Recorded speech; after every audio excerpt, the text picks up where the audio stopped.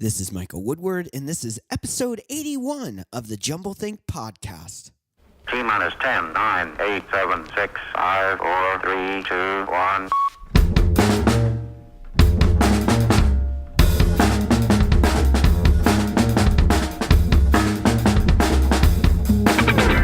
Welcome to the Jumble Think podcast, a podcast focused on telling the stories of dreamers, makers, innovators, and influencers. Along the way, we give you some tips and ideas of how you can chase your own big idea and dream and create the world you want to live in. Today's guest is Adam Anderson. More about Adam in a moment.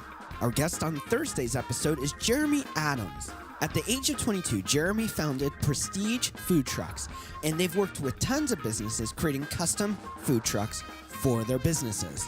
He also has a background in finance, sales, and hospitality.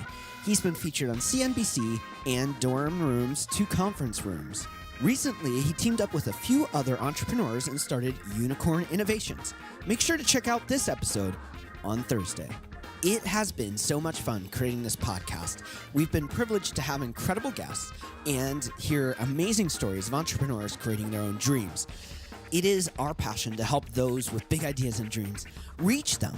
So, if you have a big idea and dream and you want some help, swing on over to jumblethink.com, go to the contact page and drop us a note so that we can help you on your journey of chasing your own big idea and dream and changing the world around you. Again, swing on over to jumblethink.com. We'd love to hear from you and help you on your journey of creating your big idea and dream. Now let's jump into today's episode with Adam Anderson.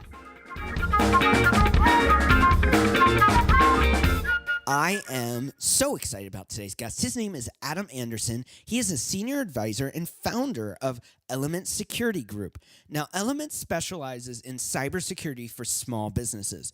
We've all heard about the hacks of big businesses like Target, Equifax, Sony, Yahoo, and so many other crazy people. Now, how can we as small business owners, as entrepreneurs, as people just trying to chase our dreams, really combat such a competitive space? Adam recently teamed up with Tom Gilkeson, Director of Corporate Security for Michelin North America, to write a book called Small Business Cybersecurity. It tackles a very complex space of how you, as small business owners or as an entrepreneur starting out, can create a safe place for your customers and also have that peace of mind that you're doing everything that you should for creating an amazing business that's protected from these hacks from all levels of hackers. It's an incredibly fun conversation. So let's jump into the conversation I had with Adam Anderson. Adam, how are you doing today? I am living the dream. Life is super good. Now, before we get into the weeds of cybersecurity and all of those elements, you're a little bit of an adventurer. You like kayaking and rock climbing, downhill skiing. Tell us about just being an adventurer, because I think there's a lot we can learn about big ideas and dreams and chasing those if we approach it from the world of adventure. I love the way you put that, because my parents said I was just a poor student. So your perspective in owning that perspective is really, that's fantastic. Yeah. So I took 96 credit hours worth of downhill skiing, whitewater kayaking, snowshoe camping, et cetera, at University of Utah. And after about 2 years, I figured that I was wasting a lot of money and dropped out. So that's fair. Yeah, right. I had a music scholarship and I gave that back and said, "You really want me to show up?" And that's just not on my list of things to do. So I love the way you put adventure, because it really is me going out there and trying to learn something quick, to gather that information, to make a decision in a high stress situation. And I just love that kind of stuff. So yeah, the big thing I'm doing right now is scuba diving, and I have a 9-year-old baby girl. Oh, and wow. When she turns 10, she will get scuba certified, and we will start going on daddy-daughter diving dates. Oh, that's and cool. That is something that I'm really looking forward to. One of the things you just said there, which I think is brilliant, is learning the ability to learn rapidly. And specifically in your industry, you have to learn a lot rapidly because it evolves and changes so much. What are some takeaways that you've gained through the years of being a person who likes learning new things, especially in the world of adventure? But what are some takeaways on tools that you may have learned to help make learning easier? Well, so the very biggest barrier to learning for me is I'm ADHD, dyslexia, and retaining a focus through that learning to produce something valuable. So it's very easy for me to pick stuff up and play with it and move on to the next thing. But that very speed is a detriment without tools. So I use tools like Trello and Gmail, and I really use automation tools. But the best tool I ever had, I had a group of folks on my board, and they said, Adam, you're just completely all over the place. You need to do something. So I decided to outsource my personal responsibility and hire an actual human administrative assistant. Okay. And you know what? The way I do things is I'm such an extrovert. I like talking to people. I went low tech and actually dealt directly with a human who helped me manage all the stuff that I was doing. That's really cool. And I think that's one of the strong suits of people who succeed is understanding their weaknesses are not something maybe they need to focus on, but bringing in support and people around them who can take on their weaknesses so that they can focus on what is just incredible about them. Oh, yeah. I mean, that's why I fired myself 3 years ago from my primary company. I'm a horrible manager. I like to think big thoughts and do things, but after the thing gets up off the ground, I'm not good at operations. I'm not good at effective leadership. I'm not good at details and accountability. And you kind of need all of those if you're going to lead people. And I love startup, but being honest and self-aware means that you're not going to get trapped in a life doing something you don't want to do. We started out by mentioning that you work in the world of cybersecurity. You have your own businesses doing that. Tell us a little bit about the space of cybersecurity you specifically focus on. So the space that I am most interested is on the small business that sits inside of the supply chain of these really big corporations. Okay. The reason for that is I think it was 33% of all the hacks in 2015, and I think something like 60% of all the hacks in 2016 on these great big corporations came through the little guys they were doing business with. It's really just silly stuff like the Target hack where I think $150 million worth of credit card fraud was done and the CEO got fired. The hackers got in by breaking into the smart air conditioning units on the stores and then jumping from the air conditioning over to the cash registers. Right. And it's just completely unfair to have these huge cybersecurity standards and expectations that the small businesses will survive without help. 70% of all cybercrime is directed at small businesses right now because we are so bad at doing what we're doing as far as defense. So that's really where I'm focusing on is how can we help the small business owner not break their bank and be able to focus on sales and marketing and producing their product and not preserving all that through really expensive technology. Well, you mentioned small businesses. What does that mean? Can you quantify what that means or what that might look like? Sure. I quantify that as anything under about 10 million in revenue or 50 employees. Anything over that, you typically have enough resources that you're able to hire consultants and you're able to outsource a lot more, but typically under 10 million revenue and 50 employees. Okay, cybersecurity is such a buzz thing right now. I mean, you see it and hear it everywhere.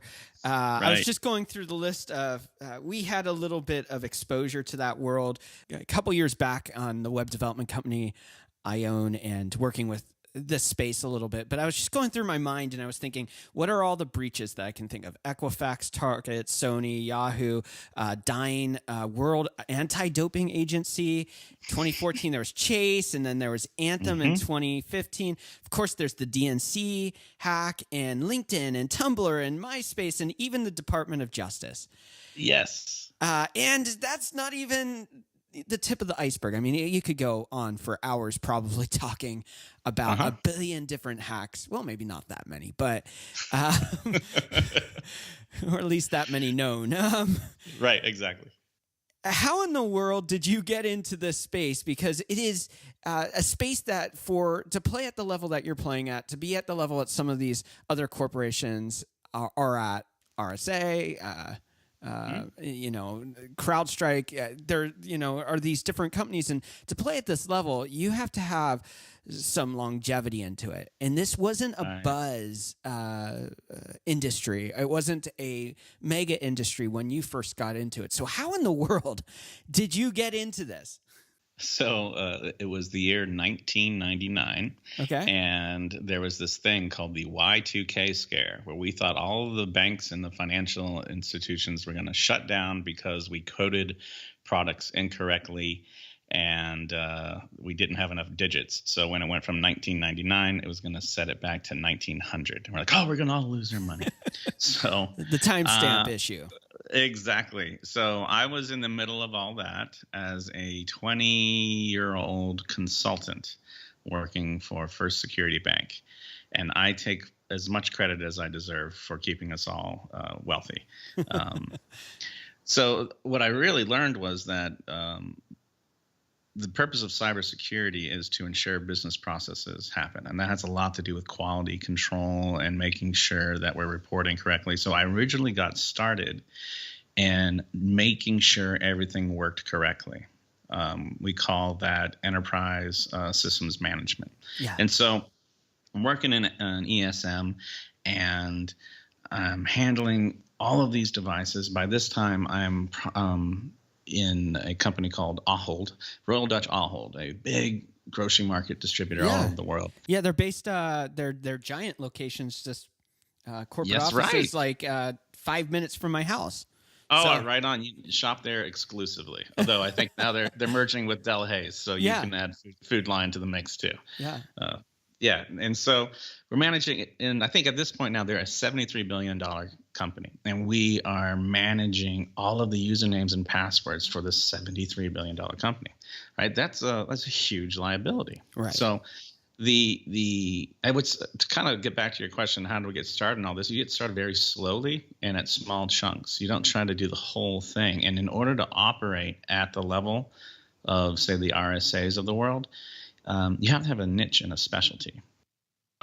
You can't have a master's degree in science.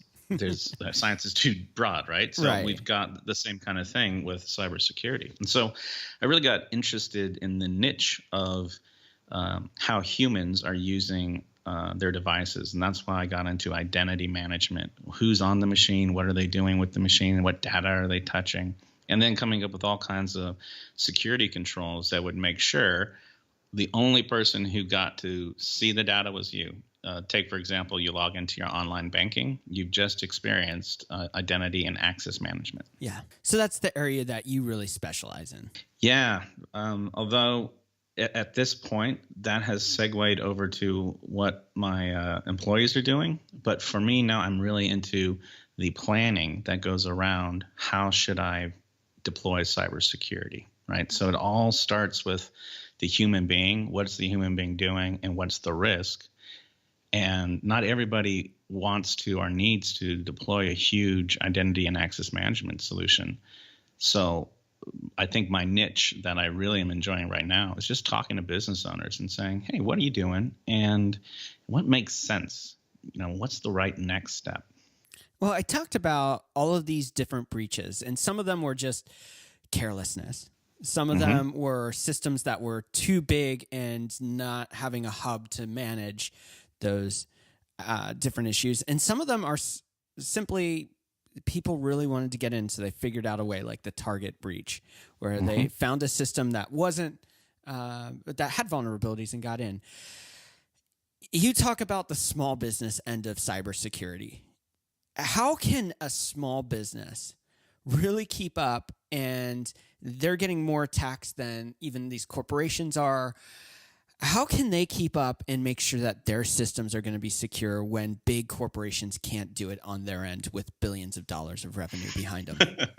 Well, the good news is because you don't have billions of dollars, you're not going to get into an arms race, right? So the game the big guys play is every 6 seconds a new attack that they've never seen before is hitting them, and this is all over the place. And they don't have permission. They don't have the ability to not be 100% safe, but they still break. So if I had one wish, I would say a small business owner can win when they change their perspective to 100% safety, to making getting hacked irrelevant. So picture this: instead of building a giant cybersecurity fortress with all the bells and whistles, you make it completely irrelevant if they happen to get into the fortress. Okay. So basically, fail safes that make it so that if they breach in, there are, the picture I get when I'm just thinking this through, what you're saying is the fail safes of medieval Europe and castles and different things where it's like, oh, okay, you're going to get past this defense. Now you've got a moat. Now you've got a giant wall. And after the giant wall that's, 15 feet deep, you've got fail safes inside. And it's this redundancy of safety mechanisms to make it so that if one level is breached, there's another stopgap before they can get to something of value. Absolutely. And if you continue with that, the amount of risk from that you're under from having, like, let's just say one wall, that can easily be broke.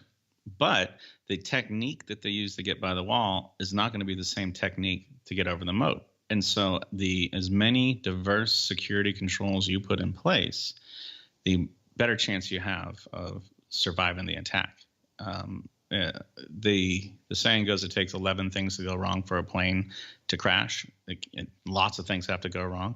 Same thing's true with cyber. They can't just break in with one thing. So the more checks you put in there, the higher likelihood that you're going to effectively reduce your risk and liability. Well, let's talk about risk and liability. I know when I worked in this space, we had insurance policies to protect against all of these, and even then, it might not be helpful. But with some of the customers we were working with at the time, just with the sheer vastness of the data. Yeah. A lot of our clients, a lot of the people that we work with, and a lot of people that are listening here, they're dealing in the space of maybe e-commerce, or they're dealing with the space of service-based commodities, workshops, online tutorials, things like that. And they may be using third-party tools to build those systems, whether it's a Shopify or Squarespace or any number of systems. Are these systems bad, or do they have benefits over maybe an open source framework like Drupal or WordPress, where you're constantly having to update core and plugins and all of those elements? So I'm going to be the consummate consultant and say it depends. Okay. But what for the majority of us, we want to use Shopify and cloud service providers. As a matter of fact, that's probably the number one thing we can do to immediately reduce our cyber liability is move to applications in the cloud. And yeah, there's a long list of folks who've gotten hacked, but I guarantee they are still better at it than we are, right? So yeah, and they have the bandwidth to think about it. Yeah. And so the story also changes. If you have this open source Drupal that you're working on, and you've got your own proprietary database, and you get hacked, and all of your customers' information is out there, or they get into the point of sale and they start billing credit cards or sending wire transfers, you're going to have to go back and tell your customers, my proprietary stuff that I keep on a server in my garage got hacked. Now, that's a completely different story when you say, me and 100,000 other people on Shopify got hacked. Yeah. There was nothing I can do. I did my due diligence. I did the best effort possible to keep your stuff safe. It's horrible that this happened. Let's work on it together. Yeah. So moving things to the managed service realm is a fantastic way to reduce your liability. But if your particular business process requires more customization or more care and feeding than these automated tools can go. You still can use them. It's just you have to take responsibility for your own security. Absolutely. And remediation, it seems like an easy thing, but once a system is compromised, it's much harder to fix it than it is to prevent it. Oh yeah. Matter of fact, I tell people, there was another time that the word infection really got on everyone's radar, and that's when people kept dying from germs during surgery. Yeah. Right. And the solution was wash your hands. So wow, that's really deep. So can something that simple work for us? Absolutely. Soap and water, that's having a cybersecurity insurance policy and a really good backup. And then surgical mask and scrubs, that's two-factor authentication to make logging in hard, moving stuff to the cloud, right? And automatic patching. It really is not being afraid to treat cybersecurity just like any other business process, that you have to analyze what you're doing and then lay down the right processes and procedures. Now, you wrote a book all about this is it Tom Gilkeson? Yep, Tom Gilkeson. Yeah, and he's the director of corporate security for Michelin North America. You wrote a book specifically about this called Small Business Cybersecurity. Your customers can trust you. ... right ? And you really have written a guidebook to help those who are trying to get into this space of protecting their assets of their business and all that, the fallout of what that means with employees and everything like that. Tell us about the book and who it's written for. So we started writing that book when I was trying to help Michelin answer the question, we have 20,000 vendors that we work with. Who in the world is going to be our next security breach? Who do we need to worry about? Right? So we call that vendor risk management. Okay. And so I said, well, tell me what you're doing. And they showed me a 900 question spreadsheet that they send to every single vendor. No matter if you're cutting the grass, driving a truck, or doing high-end CAD engineering, you got the same spreadsheet, right? Wow. Now that's not just Michelin, that's industry. That's what everybody does. That's how it's done right now. So we worked with them and we came up with a pretty cool methodology. We're not going to jump into that, but I realized there was a problem. We were helping the enterprise, but we weren't helping the little guy. Yeah. We weren't helping that 20-person engineering shop. We weren't helping the truck driving agency who says, I don't need to worry about cybersecurity. I'm like, well, you're driving, intellectual property around. You kind of do. Yeah. And so the purpose of the book was for me to write as a small business owner saying, here's some of the things I've had to deal with and what we're trying to do. And then have Tom write as the enterprise guy and then tell some stories and provide some resources at the end of it. Basically, if you read this book, my goal for you would be that you can have an intelligent conversation around cybersecurity with larger organizations. Matter of fact, I think December 31st of this year, the NIST, which stands for the National Institute of Standards and Technologies. Yeah. Now you can say that at a dinner party. It's super fun, right?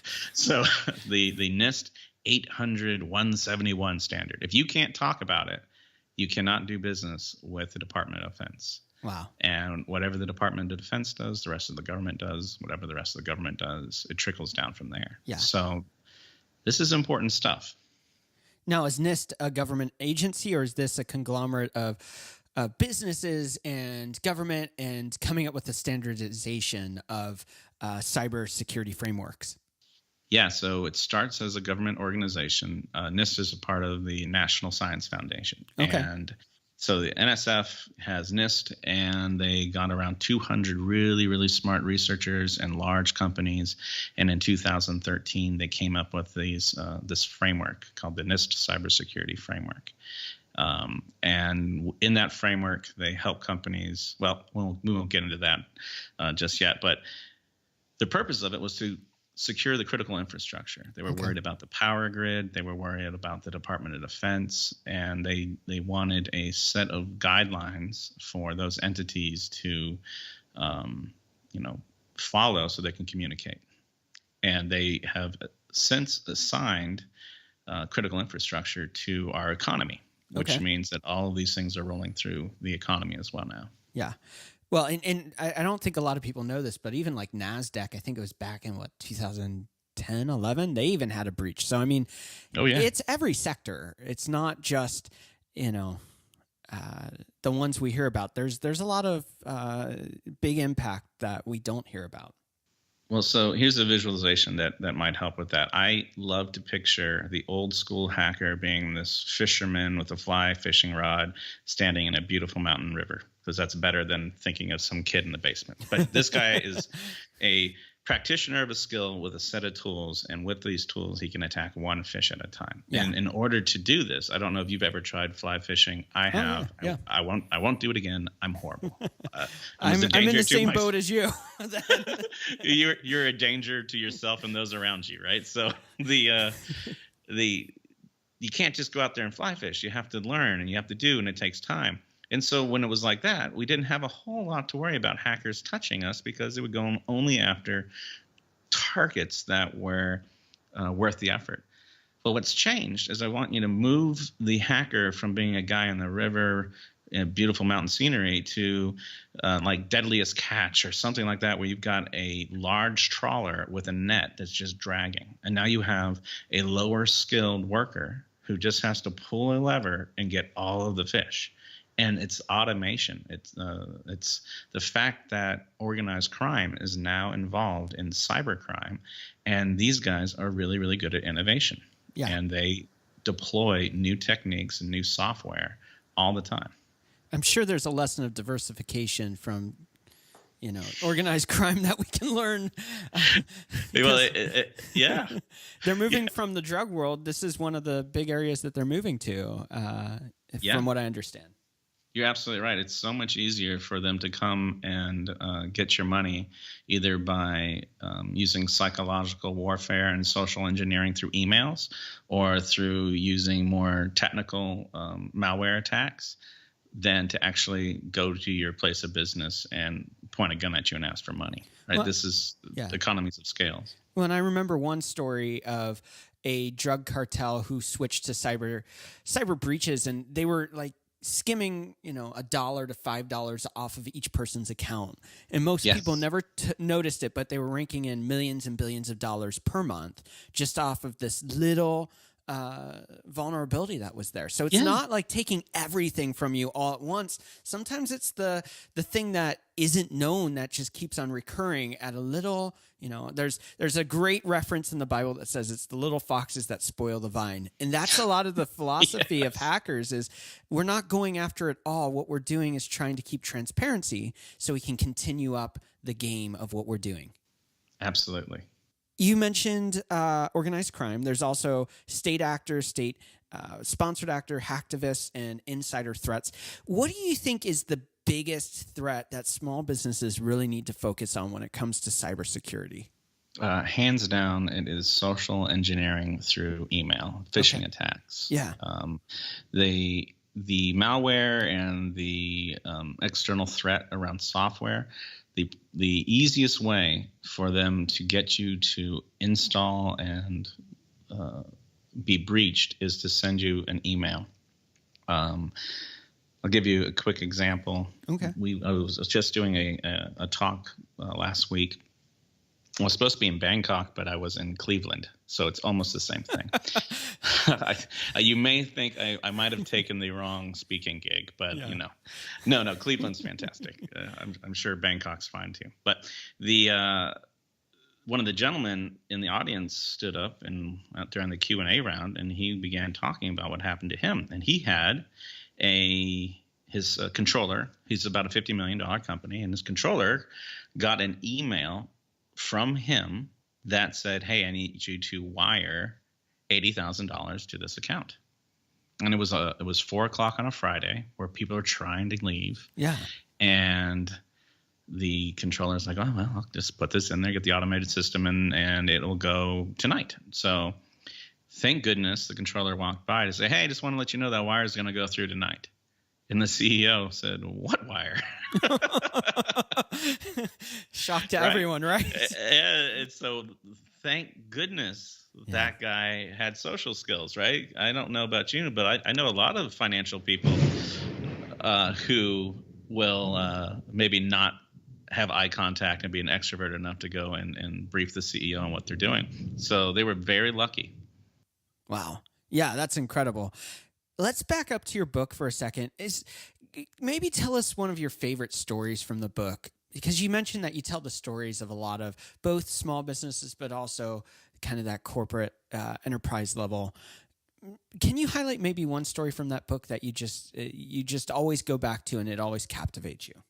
Oh, I'll tell you. So this is about storage devices. So one of my favorite kind of attacks that folks use, hackers might use, because it's just mind-bogglingly easy, is they will walk into a parking lot with thumb drives. Yeah. And they will have loaded viruses on them, and they will just sprinkle them throughout the parking lot.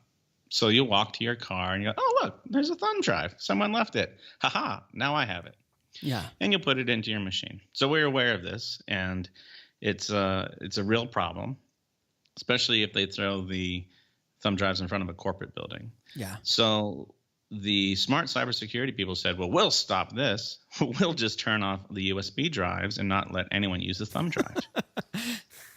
Hey, good news. Yeah. Problem solved. Bad news brought business to a screeching halt. And so the compromise was absolutely you can use thumb drives, but only use thumb drives issued by us that have these encryption keys on them and code that you have to type in. Yeah. So I love that story because it's how you can go to extremes when you're scared. But if you back off a little bit and realize the business still has to function, you have to apply the right policies. We need to be safe with jump drives, followed by the right security controls. Hey, let's not turn the USB drive off. Let's get them better jump drives. That's great. Yeah. Now, cybersecurity can be very expensive, and for a lot of small businesses, or entrepreneurs or startups, they just don't have the funding to really maybe invest in the way that they should. What are some things that they can do to help mitigate the risk while staying within the budgets that are reasonable for what they have? So one of the big myths that we cybersecurity people have allowed to grow is that you have to spend a lot of money on cybersecurity. And the people who are talking about cybersecurity are typically really technical people, and so they have technical answers. Yeah. The vast majority of the stuff you own right now can be made safe for free because there already are configurations. So I'll give you an example on my setup here.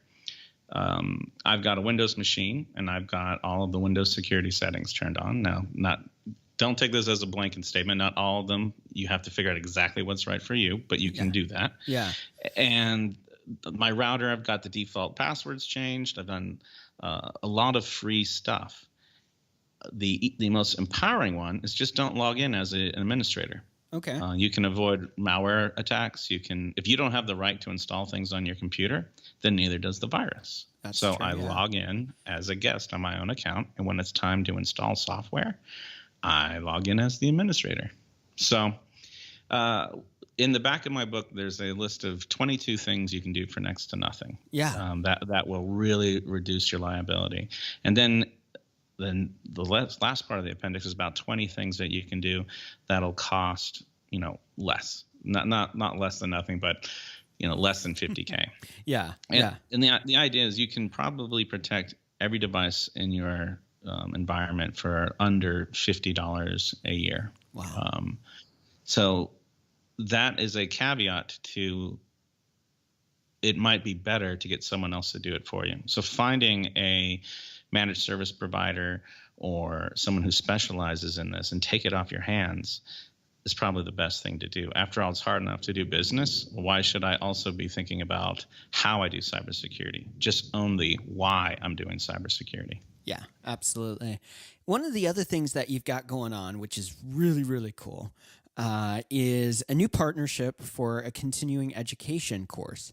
Can you tell us about that?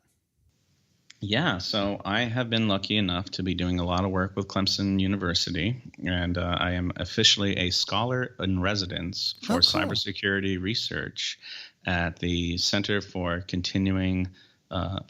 Corporate Learning.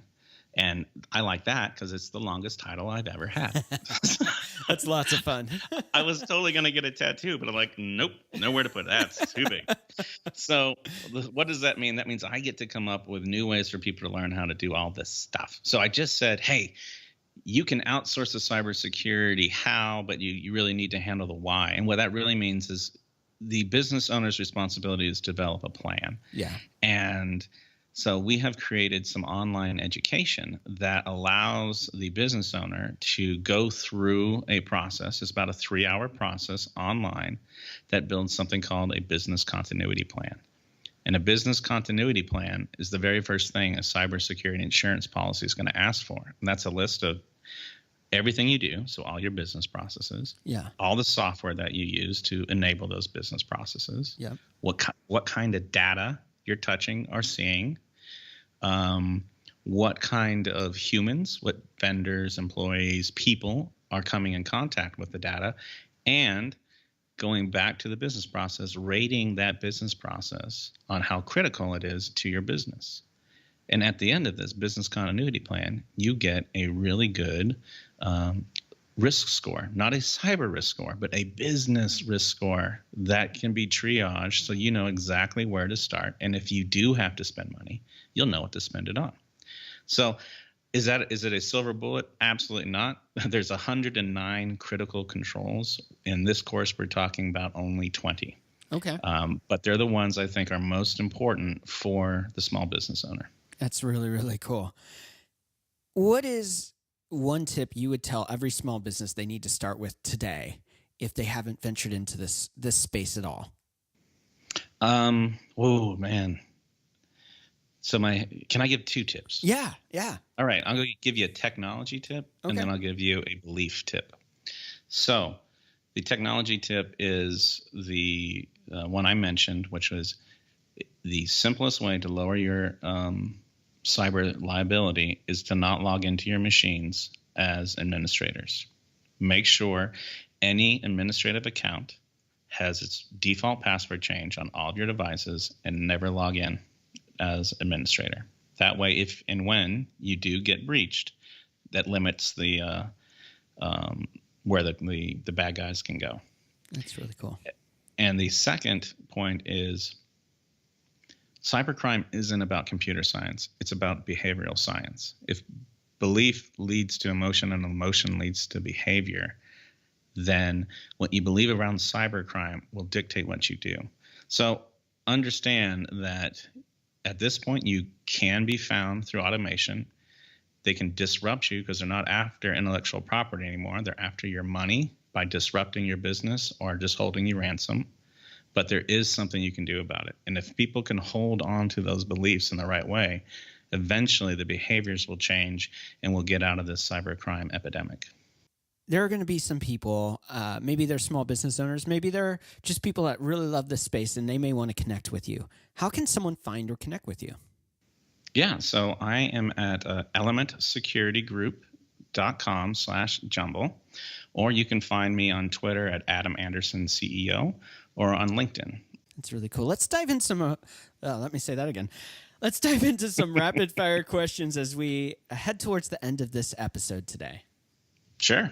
What is one tip you would give someone with a big idea or dream and they simply don't know where to start? Find a mentor. Why is that so important?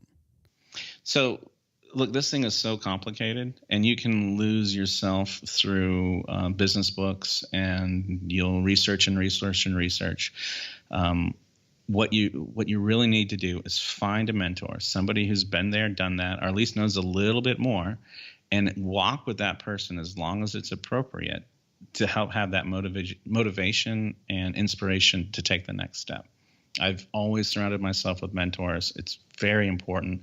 And now I spend a lot of my time giving back. And there are people out there just waiting to hear and help you. What's one change you would like to see in the world? Whew. I tell you what, I love our world. I don't think this is a bad world at all. I'm very positive about it. The change I would like to see is just better communication. And honestly, that's kind of why I'm in this whole cyber thing. I want people to be able to trust the communication that they're having is the real communication that they're getting. Yeah. What do you want your legacy to be? Definitely not my children. I love them so much. I really do. But I hope they live their own life. My legacy is going to be whatever it will be. But I really, I hope to have made solid impacts and be significant to a few people, but really provided, value to a lot of people. So significant to a few, but still valuable to all. Who or what inspires you? My wife really inspires me. She's my favorite person in the whole world, and she has changed so much about her as she's gone through her life, not because she wanted to, but because she saw the need and made it happen. She's brave, she's courageous, and just absolutely her ability to do what needs to be done despite whatever's in front of her, it's staggering. That's cool. What are you currently reading or watching? I am currently, so I did a 10.5-hour drive to Ohio. And I'm sorry. Yeah, right. No, it was great. I loved me for the first 8 hours. And then you hit Columbus. No. And then I was like, oh, yeah, exactly. Like, all right, only 2.5 hours to go. So I listened. One of my favorite books is called Ready, Fire, Aim. Yeah. And I do not have the author in front of me, but it's just such a clean way to think about it. And no, it's not 100% right, but it does really zoom in on the things that folks need to know to take that next step. So especially if you're just getting started, Ready, Fire, Aim is a fantastic way. But on the way back, I couldn't take another business book. So I was listening to the Master and Commander series because I love the 1700, 1600 nautical trading empires from the Dutch and English. And I just love the old commerce to see exactly what we're doing today, but done with big wooden boats. So, yeah. That's really cool. That's really, really cool. What is one dream you're still wanting to fulfill in your own life? Yeah, I would love to take my family on a round-the-world cruise every other year. That's fun. That's really fun. Adam, it has been just a lot of I really enjoyed the time chatting with you today. Thanks for taking time out to share your story and what you're doing to change the world. Yeah, Michael, thanks for all your hard work and putting this podcast on. It's incredibly valuable. Thank you for your time. Once again, I want to thank today's guest, Adam Anderson, for taking time out to share a little bit about his story and what he's building in the world of cybersecurity. You can check him out at elementsecurity.com. On Thursday's episode, our guest is Jeremy Adams. At 22, he founded Prestige Food Trucks. They create custom food trucks for amazing businesses. As an entrepreneur, he has a background in finance, sales, and hospitality. Earlier this year, him and a few other entrepreneurs started a new digital marketing company called Unicorn Innovations. Make sure to swing by and check out this episode on Thursday. At Jumblethink, we believe that everyone was created for purpose and destiny. You have a big idea and dream inside of you. We want to help you on the journey of creating that big idea and dream. All you have to do is swing on over to jumblethink.com, click the contact button, drop us a note in the contact form, and let's start the conversation to helping you chase that big idea and dream and change the world around you. Again, swing on over to jumblethink.com, go to the contact page, and drop us a note. We want to start that conversation and help you on your journey to create the world you want to live in. Thanks for taking time to listen to the Jumblethink podcast today. It means the world to us that you would tune in and listen to our amazing guests, get some great ideas, and hopefully be encouraged to chase your own big idea and dream. Until next time, thanks for checking out the Jumblethink podcast.